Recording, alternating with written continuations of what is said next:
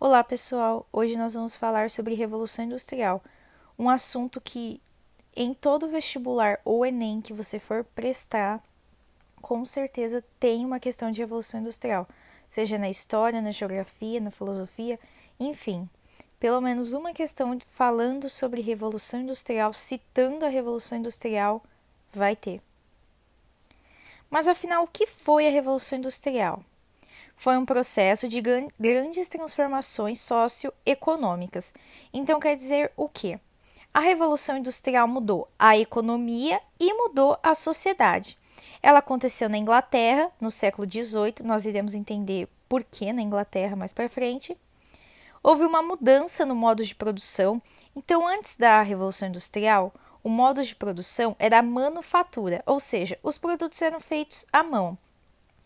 Ele demorava mais para ser feito, era feito por um artesão, geralmente em uma oficina ou na casa da pessoa, e ele era feito mais devagar, afinal era uma pessoa só que fazia.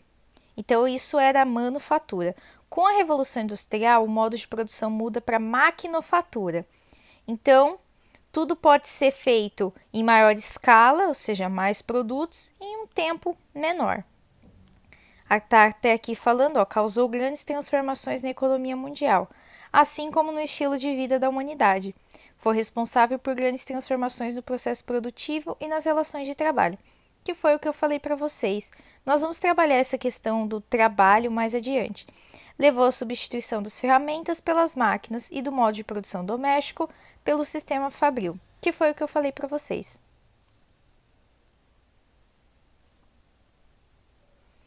Falando um pouco sobre a Inglaterra, o pioneirismo inglês. Por que a Revolução Industrial, a primeira Revolução Industrial, aconteceu na Inglaterra? A Inglaterra, ela oferecia um cenário que com certeza poderia levar a uma revolução no setor industrial. Por quê? A política liberal, essa política liberal, ela existe desde a Revolução Gloriosa, ou seja, o governo não intervém tanto na economia. Disponibilidade de capitais, ou seja, as pessoas tinham como investir, a burguesia, a ascensão da burguesia na Inglaterra permitia que essa burguesia conseguisse investir nas indústrias. Posição geográfica favorável, a gente tem que lembrar que a Inglaterra é uma ilha, naquela época os produtos eram exportados por meio de navios, barcos, então era uma posição favorável. Solo rico em minérios, minérios principalmente na primeira revolução industrial, que vai ser o carvão, minérios e a matéria-prima que a indústria usa. O êxodo rural, o processo de enclosures. O que seria isso? Os enclosures foram os cercamentos de campos. Então, as pessoas com o capitalismo começaram a limitar e a cercar o seu pedaço de terra. Então, a pessoa, o trabalhador rural, ele não podia chegar e falar assim: eu vou morar aqui, eu vou trabalhar aqui. Não. Ele tinha que ser contratado, às vezes ele tinha que pagar para morar. Então tem toda essa história. Isso levou a um êxodo rural. Por quê? Nesse momento, a gente tem uma urbanização. Então, as cidades estão crescendo. Então, os trabalhadores rurais, eles veem na cidade uma oportunidade de emprego. Então, acontece o êxodo rural. Êxodo rural, a gente tem que lembrar que é a saída do campo para a cidade.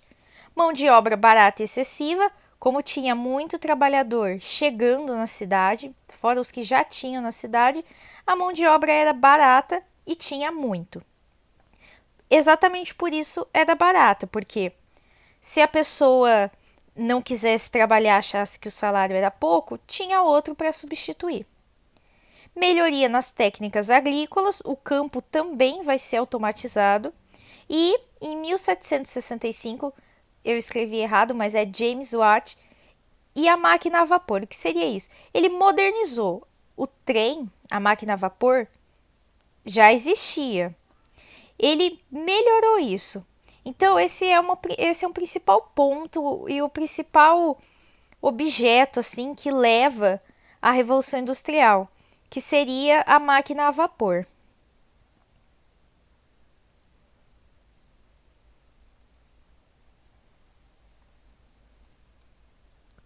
Falando um pouco sobre o trabalhador na Revolução Industrial, a gente tem que o salário era baixo, como eu já falei para vocês, longas jornadas de trabalho, as jornadas de trabalho eram de 16 horas, crianças a partir dos 7 anos e mulheres trabalhavam essas 16 horas. O tempo que a pessoa tinha de descanso era de meia hora em todas essas 16 horas.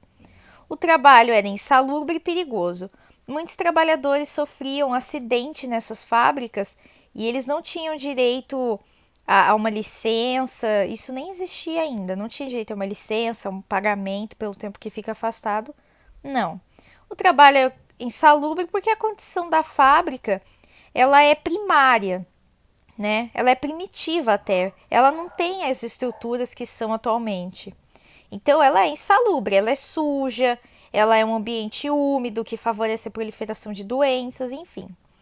Nesse momento também surge a criação dos sindicatos para reivindicar melhorias. Dentre os principais movimentos sindicalistas, nós temos o ludismo, que o objetivo era invadir as fábricas e destruir as máquinas.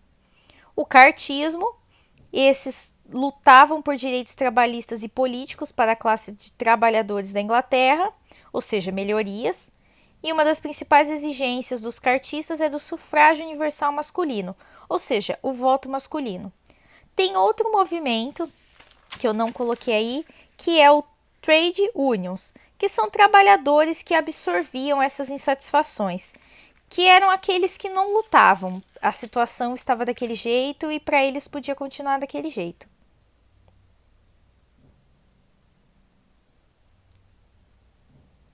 Falando um pouco sobre a primeira fase da Revolução Industrial, nós teremos três. A primeira fase, a sua principal característica foi o surgimento da mecanização, que operou significativas transformações em quase todos os setores da vida humana. Quando eu falei de como era o trabalhador e o que o pioneirismo inglês, né, o que a Inglaterra tinha a oferecer para acontecer essa Revolução Industrial, já é meio o que é a primeira fase da Revolução Industrial. Supremacia burguesa, proletariado e patrão, proletariado é o trabalhador.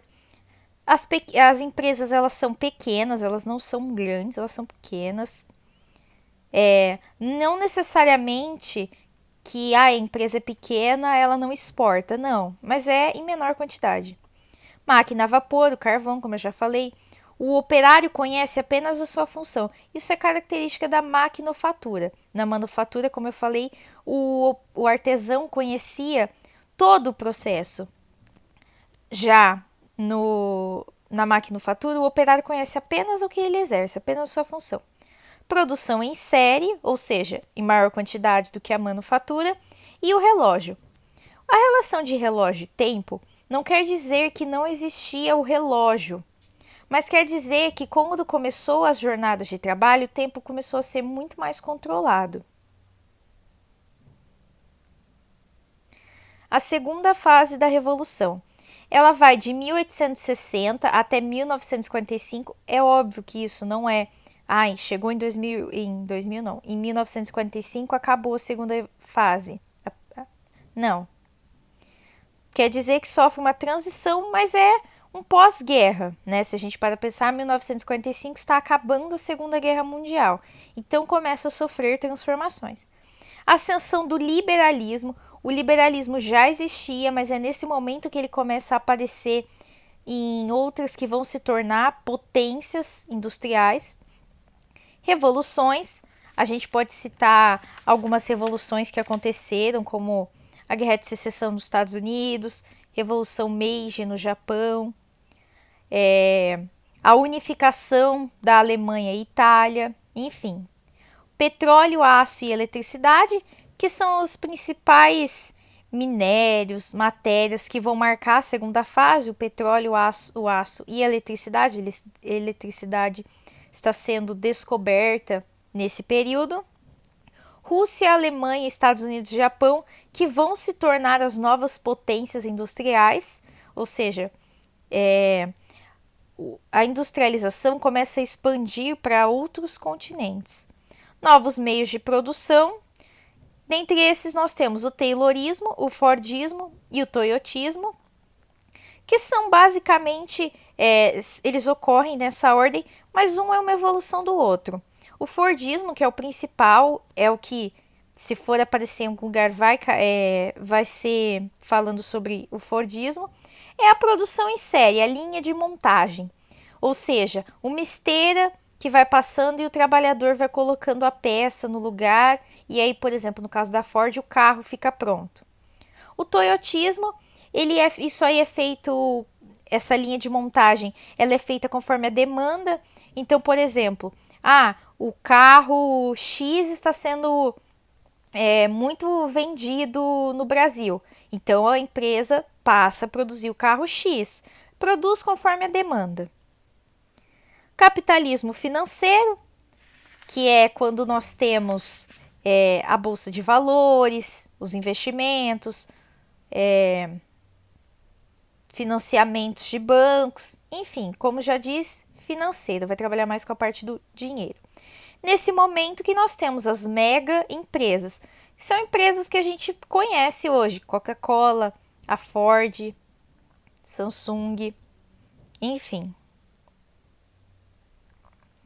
Falando agora da terceira fase, é atualmente a que nós vivemos, embora algumas pessoas ainda falem outra fase que vem depois dessa terceira fase, que é conhecida como a era da robótica, e alguns estudiosos dizem que temos a quarta fase da revolução, mas até então, que nós temos conhecimento, nós vivemos a terceira fase.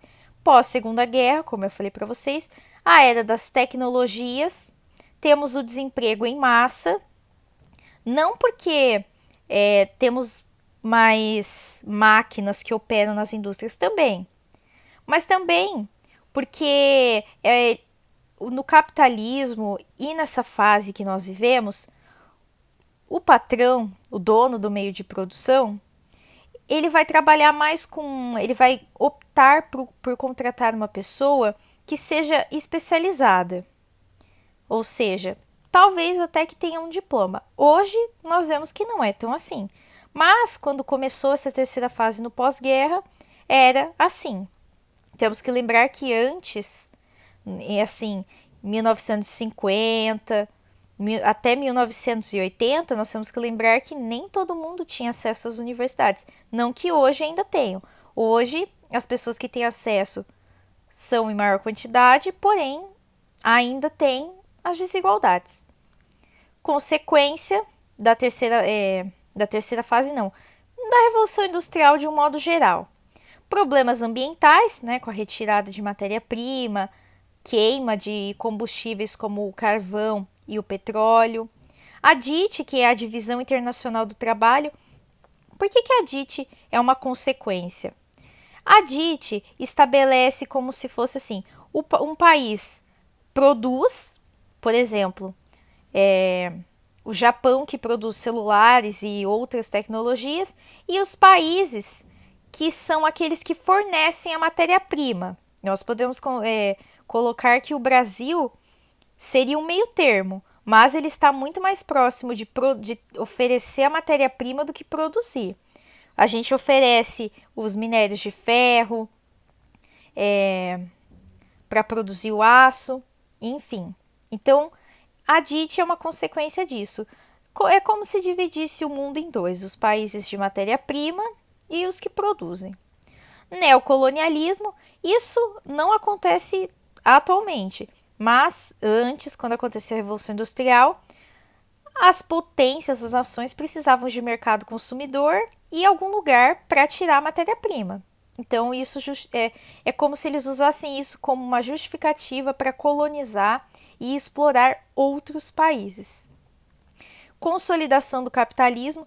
Aqui, a gente não pode entender o capitalismo como uma coisa ruim, mas a gente tem que lembrar que o capitalismo gera as desigualdades.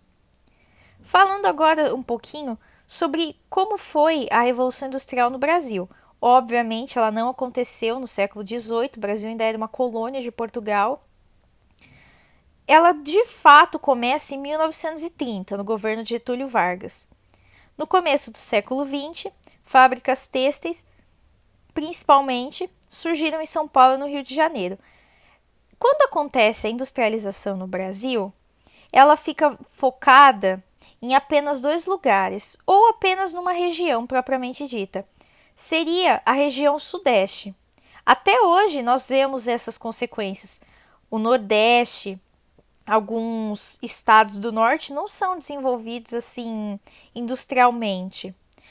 Claro que tem exceções, como o Polo de Manaus, mas países no Sul, países não, estados no Sul também são desenvolvidos, mas os principais que naquela época recebiam investimentos, essas coisas, eram Rio de Janeiro e São Paulo. É por isso que a gente vê esses dois estados como é uma relação até desigual se a gente for comparar com outros estados. Bom, pessoal, acabou por aqui. Eu espero que vocês tenham entendido. Esse assunto é muito importante e bons estudos!